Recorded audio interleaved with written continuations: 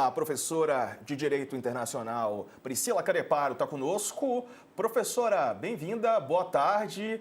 Bom, quero começar te perguntando sobre o perfil do Bukele, né? Conta para o nosso público mais desavisado quem é Nayib Bukele e por que ele está sendo assim tão amado por políticos da extrema-direita. Bom, vamos lá. Então, o Bukele é um disruptivo, porque ele vem do campo mais progressista, como o Sakamoto estava falando, e ele vai se aliar a essa extrema-direita e fazer um populismo que jamais outrora a gente observou frente à América Central. Eu acredito que o dia de hoje é o ápice da carreira, entre aspas, do Bukele, porque ele é uma pessoa, tal como o Trump, muito midiático, e ele quer colocar El Salvador no centro do mundo. Ainda que, para isso, ele viole diversos e constantes tratados de direitos humanos e coloque El Salvador na mira das organizações não governamentais e de algumas organizações internacionais que foquem também em direitos humanos. Então, o que a gente observa de fato é justamente um presidente que emerge a partir desse populismo retroalimentado pela extrema-direita do mundo, falando que ele deve sim fazer isso, quando a gente não observa um padrão de comportamento apto a garantir uma segurança dentro do país e, principalmente, garantir a qualidade de vida para essas pessoas. A pergunta que eu faço é justamente como é que ele tenta ou como é que ele vai repercutir dentro dessa perspectiva de receber os deportados dos Estados Unidos com a questão efetivamente de garantir, primeiro, a ressocialização desse preso e, segundo, os direitos humanos dentro do cárcere. A gente tem que pensar que, desde a época da pandemia, já existe uma grande, mas uma incisiva questão atrelada à crítica dentro do sistema carcerário de El Salvador por conta da falta de consolidação de direitos mínimos. E a gente não está falando aqui, né, justamente de direitos humanos para humanos direitos. Não, a gente está falando de quesitos mínimos. Aqueles quesitos cujos quais prevalecem a sobrevivência da pessoa que se encontra em cárcere. Então, a minha pergunta que fica é a seguinte: como é que ele vai prevalecer esse mínimo do mínimo a partir das regras de Bangkok, efetivamente que prevê, né, uma estrutura carcerária vinculada aos direitos humanos? Como é que ele vai fazer essa questão? E o segundo que eu me pergunto, e que eu acho que é uma pergunta que vem de todas as organizações governamentais, é como é que ele vai focar justamente na perspectiva da ressocialização. E a gente tem que pensar, novamente, o Bukele é um midiático tal como o Trump. A gente tem que lembrar que ele instituiu o Bitcoin em El Salvador, ele fez algumas alterações muito, mas muito disruptivas e que não deram certo. E, com certeza, nesse momento, não vai dar certo. E só para completar minha fala, quando o Trump fala, tá, isso é importantíssimo a gente destacar, que ele quer que o Bukele construa cada vez mais prisões em El Salvador, é uma premissa para investimento dos Estados Unidos em El Salvador. Porque a gente tem que lembrar que as prisões nos Estados Unidos, em diversos estados, são do sistema de infraestrutura privada, ou seja, é um meio de lucratividade. Por isso que o encarceramento em massa nos Estados Unidos também é uma atividade lucrativa. Então, com certeza, existe uma retroalimentação aí de interesses entre o Trump e entre o Bukele. Professora, boa tarde, Sakamoto aqui, obrigado pela presença. Exatamente tocando nesse ponto a respeito da questão dos presídios, né, lá em El Salvador. Normalmente, quando os Estados Unidos quer rasgar a Constituição ou quer desconsiderar a Constituição norte-americana e as leis norte-americanas junto a grupos de encarcerados, acaba prendendo essas pessoas em outros lugares, ou seja, prisões deles em quartéis ou em campos, ou mesmo Guantánamo, né, lá em Cuba. Essas pessoas acabam ficando num limbo judiciário, né, porque discute-se a lei norte-americana é válida ou não é válida com essas pessoas, né, Abu Ghraib, né, no Iraque, tudo isso mais. Como é que fica essa questão jurisdicional com relação a El Salvador? O Trump, ele deportaria simplesmente pessoas para ficarem presas lá? Essas pessoas cumpririam pena? É possível isso? Os Estados Unidos terceirizar para outro país o cumprimento de penas? Bom, vamos lá, Sakamoto. A tua pergunta ela é envolta de diversas questões. Então, a primeira questão, onde que vale uma lei, efetivamente, uma aplicação extraterritorial da lei, ou não colocaria nem extraterritorial, mas uma aplicação do ordenamento jurídico dos Estados Unidos, para além do território geográfico? Segundo o direito internacional, a gente só teria efetivamente embarcações de bandeira dos Estados Unidos em espaço aéreo internacional ou em mar territorial internacional. E também embaixadas. Não é o caso de Guantánamo, não é o caso da Abu Ghraib. Então, a gente vê, né, isso aí é ilegal, é um ilícito internacional que os Estados Unidos faz. Agora, a gente vai para a segunda questão.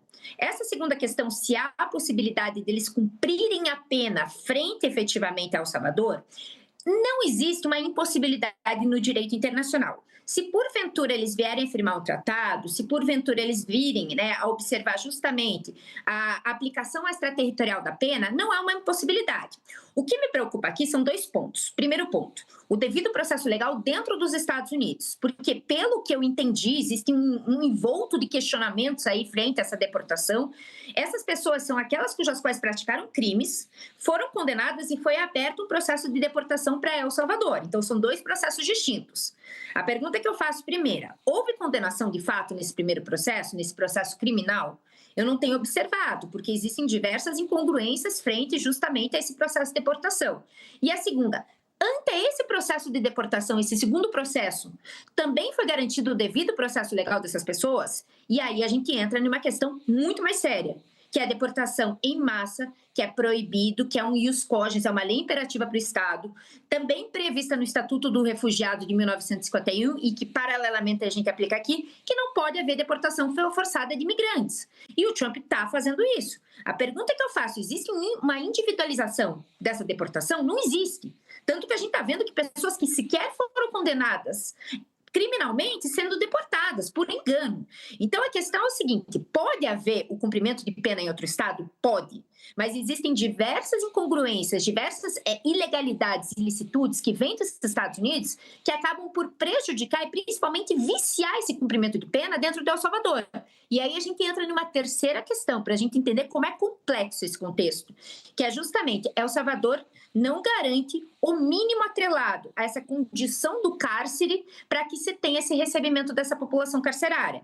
Então, é como se eu tivesse um acordo de vontades entre o Trump e entre o Bukele, mas não referendado pelo direito internacional, porque existem diversas bases estruturais que estão viciadas, que estão capengas, porque justamente ele é composto por ilicitudes de ambos os governos. Thales? A senhora falou que o Bukele é um político tão midiático quanto o Trump. Eu pergunto, não estariam os dois tentando midiaticamente sair de uma encrenca e ganhar com isso? Por exemplo, o Trump está perdendo o cabo de guerra com a China. Nesse momento, ele arruma um outro assunto, que é um assunto mais caro aos eleitores trumpistas, que é a questão dos imigrantes, bota esse assunto em pauta e as pessoas estão falando agora nisso. Virou um assunto midiático que desvia a atenção de um momento de fraqueza do Trump com essa história do tarifaço. O tarifaço dele está dando problemas até econômicos nos Estados Unidos e problemas no cabo de guerra com a China. E o Bukele se aproveita disso para trazer dinheiro para El Salvador, botando os Estados Unidos para pagar essas prisões exageradas do que ele está montando lá em El Salvador. A senhora não acha que é um pacto midiático entre os dois? Thales, eu acho sim que nesse momento é uma cortina de fumaça justamente para essas quase que trapalhadas que o Trump tem feito em relação ao tarifaço que ele está impondo. A gente sabe que é um blefe, mas em contrapartida ele também está tentando responder para outra parcela do seu eleitorado, porque uma parcela, principalmente atrelada ao mercado financeiro, atrelada à questão justamente do cinturão da ferrugem, não está contente com essas atitudes em relação ao tarifaço, uns porque acham que o Trump não tem que impor o tarifaço, por exemplo, o Elon Musk, que vai repercutir muito negativamente para os seus negócios, e outros que acham que o Trump está muito brando, como são os estados e os trabalhadores do cinturão da ferrugem dos Estados Unidos, que há algumas décadas, de fato, eles tinham, né, um grande poderio industrial dentro desse contexto. Então, é inegável que há, sim, uma cortina de fumaça, mas há também uma resposta para outra parcela dessa população dos Estados Unidos que votou no Trump, que era justamente aquelas pessoas que queriam a todo custo acabar com o processo migratório e, principalmente, retroceder daquilo que o Joe Biden fez. Então, o Trump, a gente sabe que o Trump ele faz atrapalhadas, mas ele tem um aspecto de ser saber contornar na perspectiva de voltar a atenção para si. A gente sabe que nesse momento é uma cortina de fumaça, mas é inegável que mais cedo ou mais tarde esse encontro entre o Trump e entre o Bukele ia acabar acontecendo, porque o Trump também precisa responder a outra parcela do seu eleitorado que votou nele justamente para acabar com esse processo migratório e retroceder à época, não coloco aqui nem antes do Joe Biden, mas a retroceder, assim, vamos colocar antes da Segunda Guerra Mundial, que é justamente quando a gente começa a proteger determinadas pessoas que participam desse movimento migratório. Então é inegável que é uma cortina de fumaça, mas eu não acredito que seja só por isso, só antecipou esse encontro entre o Trump e o Bukele. Claro. Obrigado pela participação, viu? Volte mais vezes aqui ao UOL News. Uma boa semana para a senhora.